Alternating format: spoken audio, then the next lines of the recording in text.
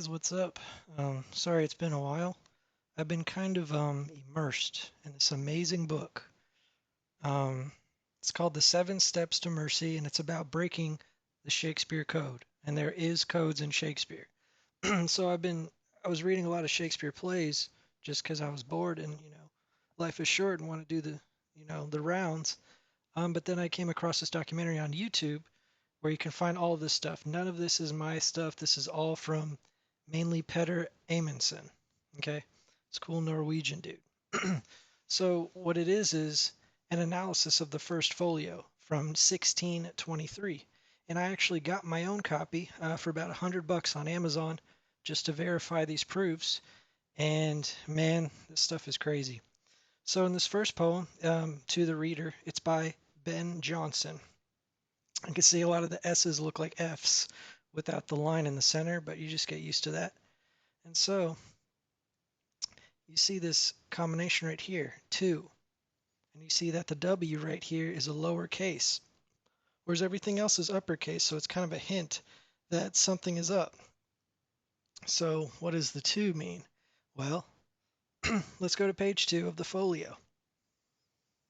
We see right here, TWO, once again, with a so-called error with a lowercase w instead of a uppercase w. So the 2 pointed to page 2 to find another 2 right here, and you'll see why.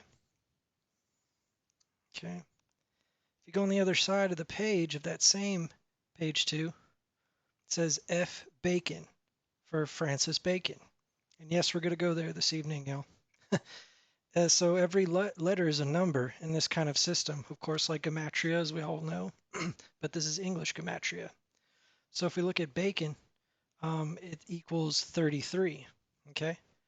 And so this line occurs, this little indentation where F Bacon is found occurs on line 33. Okay, so now what does Francis Bacon equal? 100. So what do you think 100 is? Well, line 100 begins the T in 2. Okay? All right, that's kid stuff. Now, let's just do it this way. Now we can look and see how many times the word bacon is used in all of Shakespeare's plays. It's used only twice, in King Henry IV, Part 1, and The Merry Wives of Windsor. And then there's 3 different sections: comedies, histories, and tragedies, and the page numbers restart at each one. So histories has a page 1, tragedies has a page 1, etc. So it's 3 different sections, even though it's 900 total. So if we look at The Merry Wives of Windsor, and we find Bacon right here, and we notice it's on page 53, okay? And then let's check the other Bacon in Henry IV is also on page 53. And you know why? Well, 53 is an obvious sign, but pages 47 and 48 were actually cut out of the first manuscript of the first folio so that the writers could do that. Okay, the only time Bacon is ever mentioned in all of Shakespeare's plays are both on page 53 of the first folio, because they cut out some pages to make it work, and this is all intentional. If we look at page 53 of the tragedies, it's Romeo and Juliet. If you notice, I know you can't really see it, but Romeo and Juliet starts with a prologue, 2 households, both alike in dignity, in fair Verona, where we lay our scene. That's missing on page 53. Why? Well, what's the first word used? 2, for 2 households. So that's 2 showing up once again. Okay, y'all?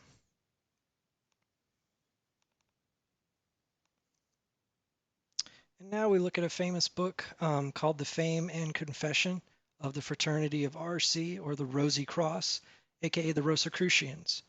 All right, the whole theme of this is that the Freemasons / Illuminati / Rosicrucians, or whatever, the secret societies, are a part of this. Okay?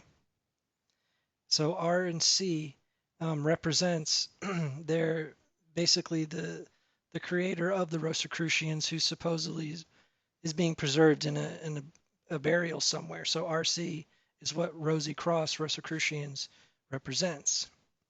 And once again, we go to letters and numbers. So R is 17 and C is 3. So 173.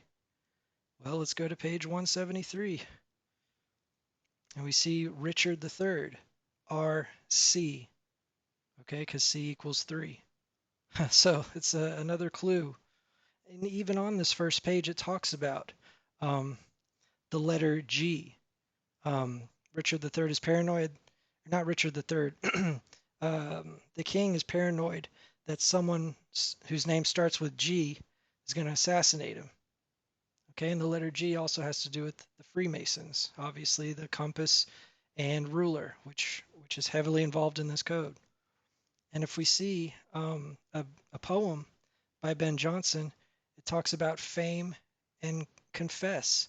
Well, 17, fame is the 17th word and confess is the third, because the book that started it is called the Fame and Confession. The first is fame, the next is confession. So in this poem, he specifically had it to where the 17th word is fame and 3 words after is confess. Okay, because that's how they hide part of their secrets. You know what I'm saying? Was that the same one? Okay. Stuff gets crazy, y'all. And now let's look for, so we look for Rosie and Cross. But if you look for Cross, it's everywhere because it's a Christian era. So we'll look for Rosie, and there's only 2 times Rosie shows up in the entire plays, and it's in the same place, Cymbeline. Okay. And actually, the page it's on is 389, but it actually should be 189. Okay, so it's an error, aka it's being corrupted. You can even see right here where it says being corrupted. Okay, and if we look at this book in the old times, another famous book, it says Aphud by Frank Hackram. So Aphud means by. This is the author. Okay, so if we look at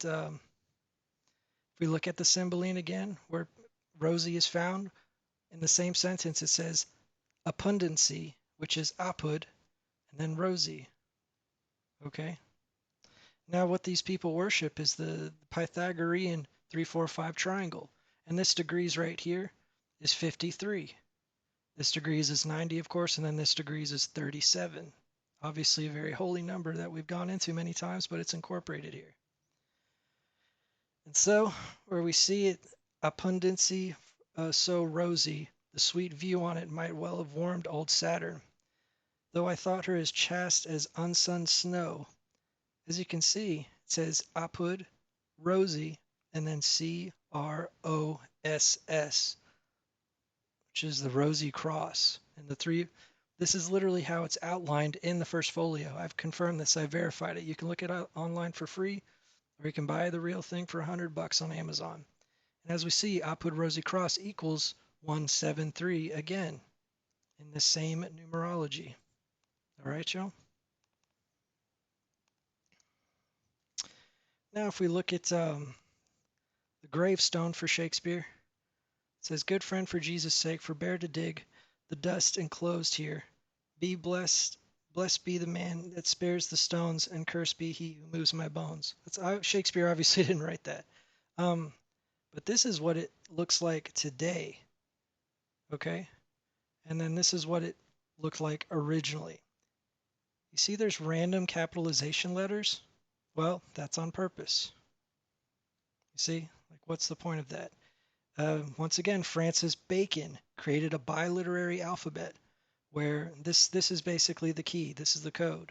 So capital, lowercase, lowercase, lowercase. Lowercase is A. And then lowercase, lowercase, lowercase, lowercase b is B. Okay, so this is the B is the capital and the A represents the lowercase. So this actually turns into a code in itself. So capital, lowercase, lowercase, lowercase, lowercase. I mean uppercase. So if we look into the cipher, we can just determine it from here. And then we get a whole different message within it. Okay? And this is the code we get. We just put it line by line. And now, when you separate it, it says right here, Shakespeare. Instead of a K C-K-E-S, it's just an X, so it looks like Shakespeare. And then the W is on the bottom right here. Okay, so Shakespeare and then the W. Now, you see Yeta right here, Y-E-T-A.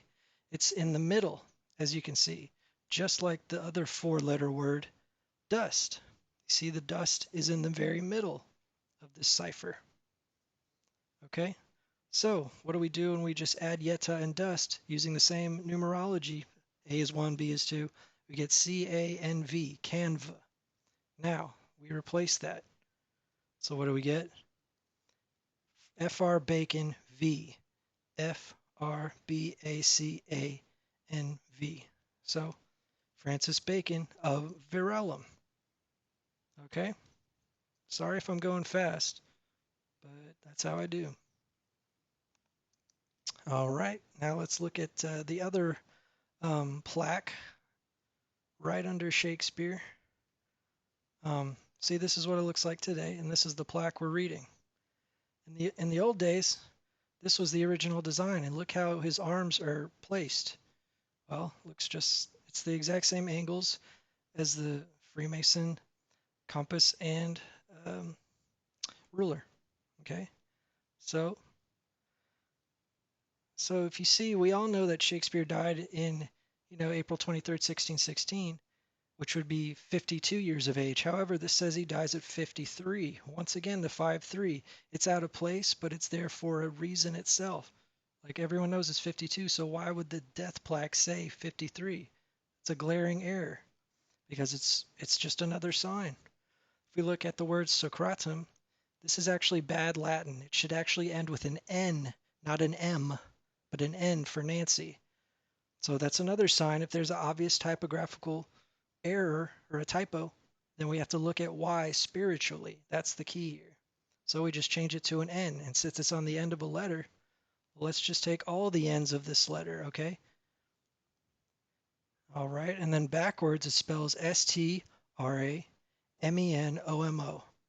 Strawman homo, which is the straw man, and homo means man. Okay, so Shakespeare was a straw man, for Francis Bacon and Ben Jonson and even Henry Neville potentially. Okay, it's just a Rosicrucian symbol. Okay, that's where we're going with this. Now, in one of Bacon's other books, Silva Silvarium, he does like 1,000 random experiments for science just because, he's a bored Aquarius. And now he talks about the conservation of bodies. But where does he talk about it? In his 100th experiment. Like conservation of paper materials. And so Francis Bacon is 100. And it's on page 33, which equals Bacon by itself. Okay, and this is talking about the conservation of, manuscripts potentially, and even human bodies. And now we look at William Shakespeare's value, and it's 177. And so on page 771 is the only other time he mentions the conservation of bodies right there. Okay, so numbers are pointing to signs and pointing back to numbers, and you can actually use mercury to conserve paper. Scientifically, it's been proven. Okay, we go back to the first poem to the reader. You see it is the 2 here and then H and B, but we need to read this in Greek. So the W could actually be an omega for an O sound. And what does that create? Boeti. The H is actually an E in Greek. So it's an anagram for the Boeti's constellation in the sky, right there. Okay, but that's not all. The next word, or the other line, is IWAAN, which is another anagram for Wain, which is in the constellation Ursa Major. The very top is called the Wain. It's actually been referenced even here in the encyclopedia. Conceal Boots Golden Wain, right here. Okay? So Wain and Boetes are hidden in the very first page of this folio, y'all. Obviously the documentary has much more evidence than I'm presenting, but I'm kind of a summarizer. So there's only one time in all of Shakespeare's plays where it mentions Wayne, okay? And guess what? It's on page 53 again, where we found Bacon, okay? Charles Wayne. And now, if we look at them separately, we got Wayne on the same page below is Bacon, and then to the right is Boetes, but it's boots, like shoes, but it's spelled with an E. So, so it's Wayne's, Bacon, and Boetes all on page 53 once again. And now he drew a line from Wayne to Boetes, perfect straight line. And then on the top, you could see right here, eggs. Well, you can't really see it right there, but it says eggs and butter, but it's usually eggs and bacon, right? So let's say it's bacon. And let's tie that B to the bacon on the bottom. And we get a square that actually centers around I am, which is the Hebrew name, or the English translation of the Hebrew name God. I am that I am. Okay? And it's a perfect circle. However, the lines themselves create a 6-7, which is the compass and ruler, once again, of Freemasonry. Okay, y'all? I mean, I highly recommend getting the book on Kindle for $10, or you can buy the paperback for like 50. Now, Ben Jonson mentions a chimera. Okay, so that's a clue. Chimera is the lion's head, goat's body with the dragon tail. Now, what does that bring to mind once again? The constellations. Okay, the dragon is right above Wayne, and then the lion is right below it, and Boetes is to the left of it. Okay, and so where's the goat? The goat this time is not Capricorn, because Capricorn is a fish goat. However, in the constellation of the charioteer is the star Capella, which is literally a goat. That's the only goat in the sky. Capricorn is a fish goat. This is just a goat carried by the charioteer. So we have literally a figure of constellations all surrounding each other. Okay. Now, once again, the last clue comes from another Ben Jonson poem in the Shakespeare Folio dedicated to Shakespeare. He calls him the sweet swan of Avon. Okay. You'll be in the hemispheres and I'll make a constellation of these shine bright star of poets. Ben Jonson is totally referring to constellations in the sky. Okay. And that's the swan, the sweet swan of Avon, which is also the cross. Okay. So, what do we got? The swan is directly above the dragon, above Draco. So we get the Freemason compass again with the 37 degrees and the 53 degrees and the right angles in the very center. Okay, now let's get really trippy, y'all. So what does 37 have to do with the swan? Well, you're right. Just go to page 37. You know, that's all. Just go to page 37 of the comedies. And the head of the swan is called Alberio. Well, page 30, it has an acrostic, Albiro, Albero right here, and with the E's at the end here. And they're at different degrees because, once again, it sets up the 3, 4, 5 Pythagoras triangle, which is what they worship. Okay, so page 37, which we got from looking at the constellations, is hiding the star Albero within the constellation of the swan. Okay, y'all? Now, we'll look at the very top of the cross star, the swan, Deneb. So, let's go to the page 37 of histories now. And now it's at the end of the sentences, D-E-N-E. But not only that, on the corresponding column next to it, it says Boetes again. Okay, now and in a perfect diagonal. Okay, the B isn't down here; it's up here to perfectly line up with Deneb here. Okay, and we only got that by looking at the swan, and we only got Alberio by looking at the swan as well. And they're both on the page 37, the comedies, and then 37 of the histories. Okay, that's it for now, y'all, but I'm obviously going to put the link to this in the video, and I truly hope you can look into it more. Because, yeah, I love Shakespeare, but I also love truth. And the truth is pointing in the direction of this being a kind of planned thing. Okay? Y'all take it easy.